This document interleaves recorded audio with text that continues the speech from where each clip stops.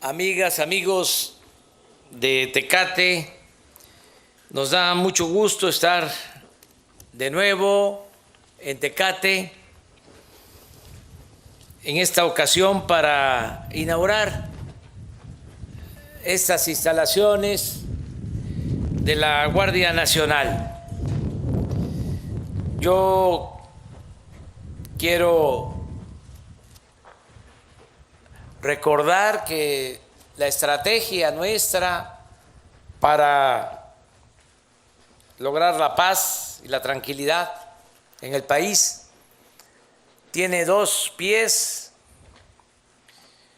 Uno es el de procurar la justicia, el que todos los mexicanos tengan garantizados sus derechos sociales,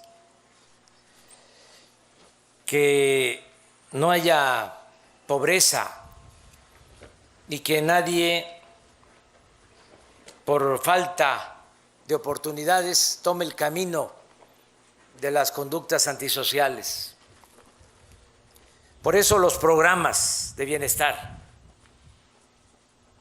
con el criterio de que la paz es fruto de la justicia. El otro pie es el de organizarnos, trabajar juntos para que con las corporaciones policíacas, con el Ejército, con la Marina, se garantice la protección de los ciudadanos. En los dos propósitos vamos avanzando. Aquí en Tecate, por ejemplo, hay jóvenes que están trabajando como aprendices para que no los enganchen y se vayan a las filas del crimen. Aquí en Tecate hay 4,343 jóvenes de bachillerato que reciben becas para estudiar. Aquí también hay estudiantes de nivel básico, es decir, preescolar, primaria, secundaria, 1,418 que tienen beca, 46 estudiantes de nivel universitario, de familias humildes, también reciben becas en Tecate.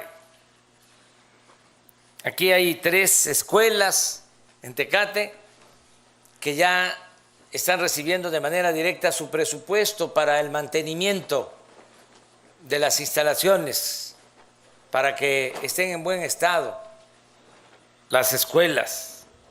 Y queremos que todas las escuelas de Tecate cuenten con su presupuesto.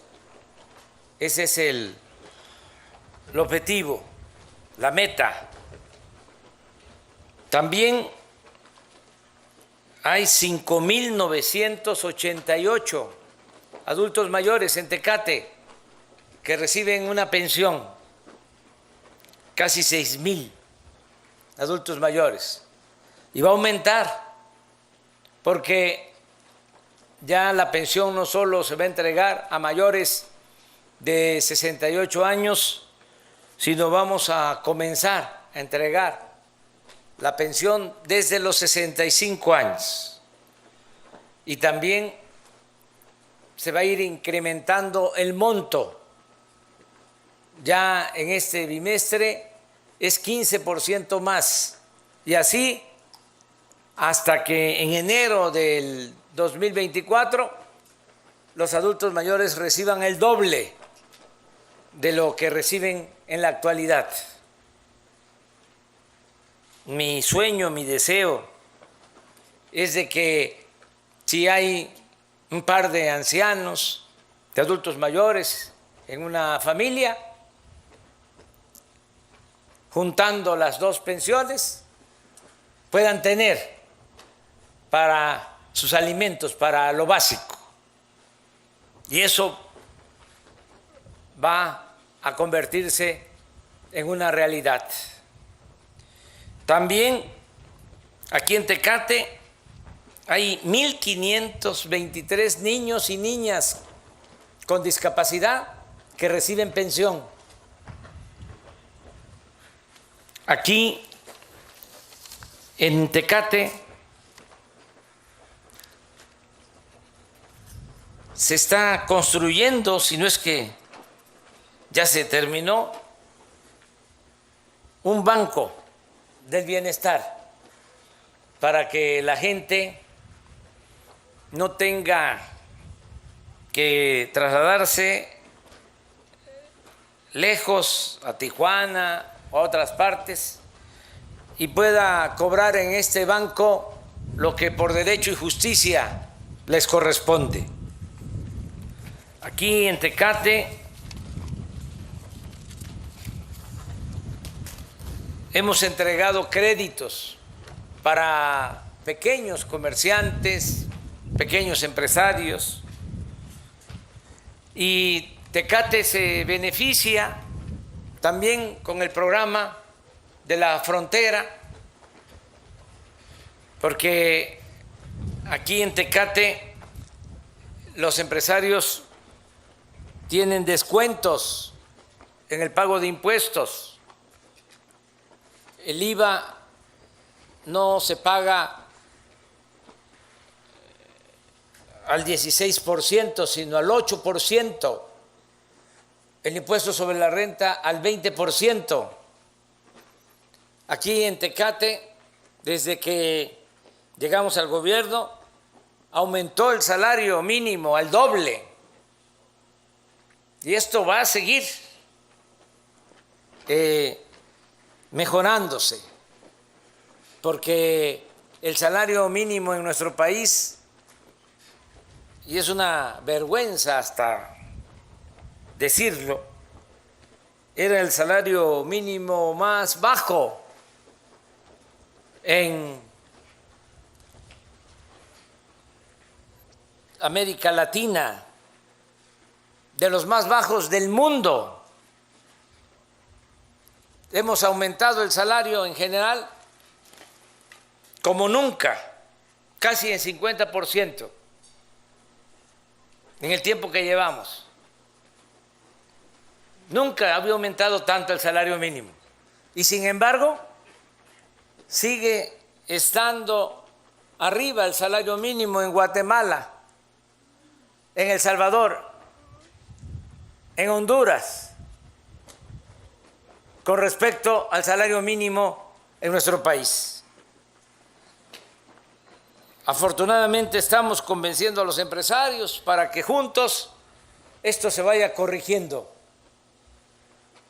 porque durante todo el periodo neoliberal no aumentaron el salario mínimo. Hubieron años que ni siquiera aumentaron lo que significaba la inflación, de modo que el salario, en vez de aumentar, de ganar en poder adquisitivo, perdía.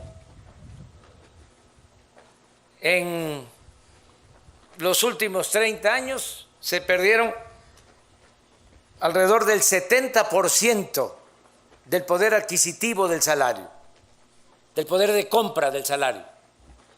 Y es muy sencillo de explicar y de entender.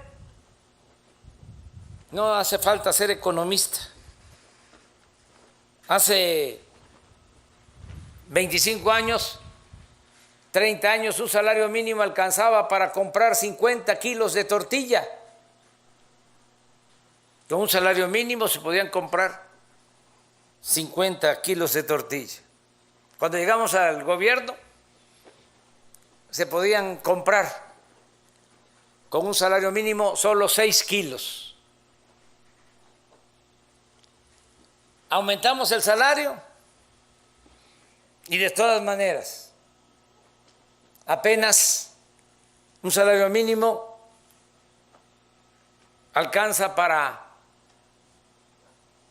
8, 9 kilos de tortilla. Imagínense cuánto tenemos que recuperar de lo perdido. A veces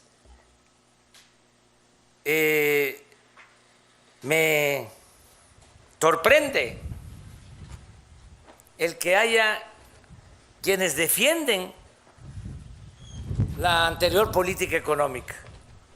Es increíble, porque no tienen toda la información. Nosotros no queremos ya esa política económica antipopular, entreguista, que solo benefició a una minoría y que dejó en el abandono a nuestro pueblo. Tenemos aquí en la frontera que agradecer a nuestros paisanos migrantes, porque imagínense si ellos no hubiesen tomado la decisión durante el periodo neoliberal, que fue cuando más se fueron, si no hubiesen tomado la decisión de emigrar y se hubiesen quedado, si de por sí se desató la violencia, hubiese habido un estallido social.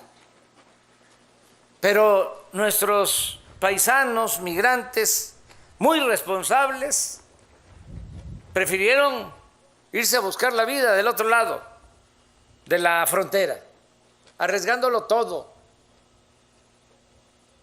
buscando mejores condiciones de vida y de trabajo. Y miren lo que son las cosas, las vueltas que da la vida. Ahora ellos nos están ayudando. El año pasado, con la pandemia, enviaron a sus familiares 40.600 millones de dólares. Y en lo que va de este año, ha crecido la cantidad de remesas. Y eso llega a 10 millones de familias abajo. Y eso nos ha permitido reactivar la economía y que no haya crisis de consumo y que la gente tenga para lo indispensable. Esas remesas con estos programas de apoyo nos han permitido enfrentar la crisis desatada por la pandemia y no hemos tenido asaltos de tiendas porque la gente tiene lo indispensable, lo básico para sus necesidades. Por eso es muy importante la política social, la política de bienestar. No se resuelve todo solo con medidas coercitivas, pero también es importante la presencia de la autoridad y también en eso no había orden. Lo que aquí mencionó Rosa Isela, la Policía Federal también con buenos elementos, como todo, no se puede generalizar, pero no tenían equipos, no había infraestructura, no tenían cuarteles como estos. Los mandaban a enfrentar a la delincuencia y tenían que acampar o quedarse a vivir en hoteles, en situaciones deplorables. Ahora no. Esta es una institución que se está creando, que se está construyendo con la guía de la mano de la Secretaría de la Defensa y de la Secretaría de Marina, dos instituciones que son pilares del Estado mexicano, dos instituciones con profesionalismo, dos instituciones que aplican la disciplina que se requiere y que saben actuar con rectitud, con lealtad al pueblo, a la patria. Antes se pensaba que el soldado, el marino, eran ajenos al pueblo, a la sociedad, cuando el marino y el soldado son pueblo uniformado. Y eso es lo que ahora se está poniendo de manifiesto. Es el pueblo cuidando al pueblo, el pueblo protegiendo al pueblo. Y nos estamos organizando muy bien, lo que decía también Rosa Isela, pues estas instalaciones van a quedar, son 266 coordinaciones territoriales, pero van a haber muchas más instalaciones. Aquí está Victoria Rodríguez, subsecretaria de Egresos de Hacienda, que está tomando nota.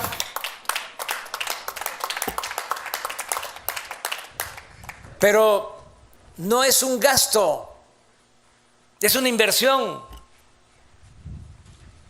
Una instalación de esta para albergar a 120 elementos con dormitorios, con aula, con comedor, con toda esta barda perimetral, con esta cancha,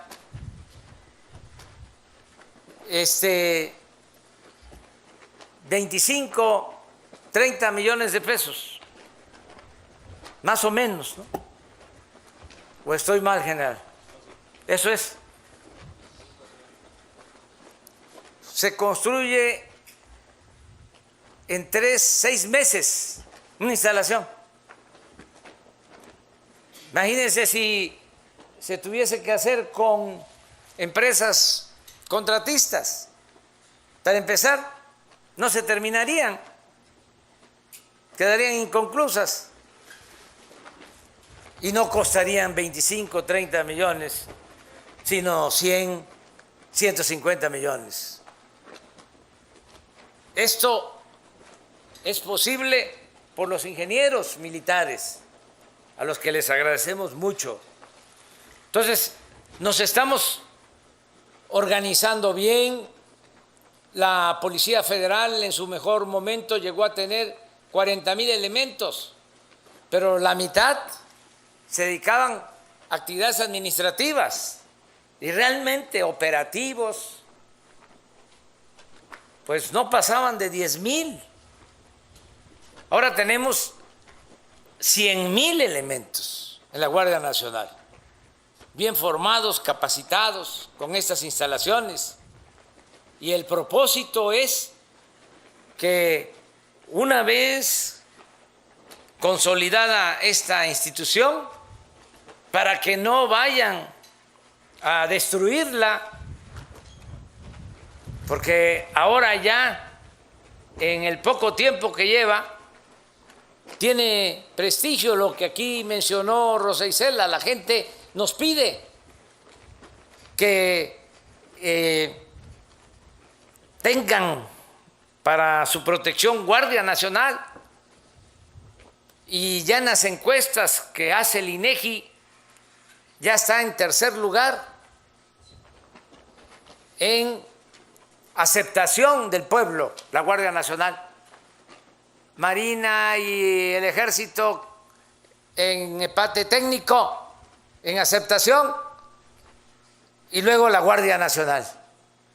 Pero con mucha diferencia con relación a las policías, con todo respeto, las policías municipales, estatales. Entonces, todo lo que se ha ido ganando se podría perder si de nuevo regresa la Guardia Nacional a depender de la Secretaría de Gobernación. Y toco madera, pero que regresaran los mismos de antes, imagínense cuánto tarda. La acaban en 2, 3 años. Se dedican a hacer negocios. Por eso la propuesta de que la Guardia Nacional se consolide y en su momento pase a formar parte de la Secretaría de la Defensa, como una rama más de la Secretaría de la Defensa Nacional. Y agradecerle mucho a los elementos de la Guardia Nacional, mujeres y hombres, por todo lo que hacen.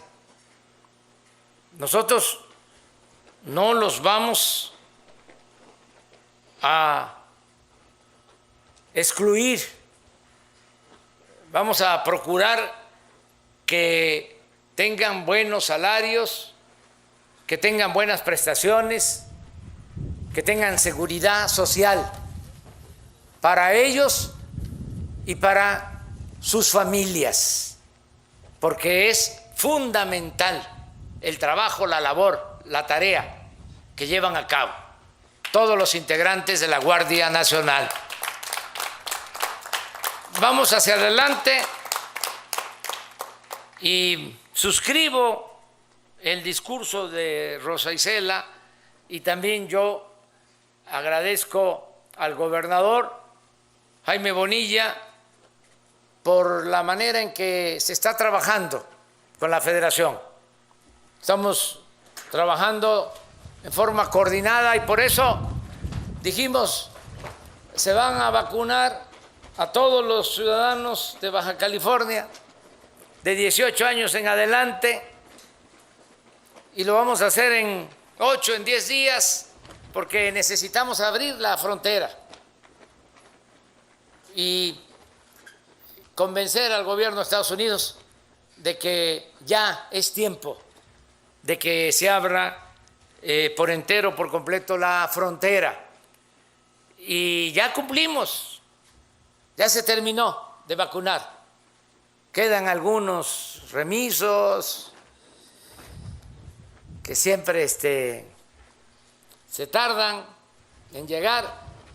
Hay una reserva de vacunas, pero ya se terminó y ahora vamos a la frontera de Sonora y vamos a hablar con el gobernador de California y desde luego con el presidente Biden, con la vicepresidenta Kamala Harris, que se han portado muy bien. Las vacunas que se aplicaron aquí en Baja California fueron una donación del gobierno de Estados Unidos y lo agradecemos. Y ahora vamos a hablar con ellos para decir, ya se vacunó Baja California y tanto el gobernador de California como al presidente, a la vicepresidenta, les vamos a pedir que se abra la frontera. Ya di instrucciones al secretario de Relaciones Exteriores, Marcelo Ebrard, para que busque al gobernador de California y se hagan los trámites para abrir lo más pronto posible la frontera. Eso es todo y muchas gracias, amigas y amigos.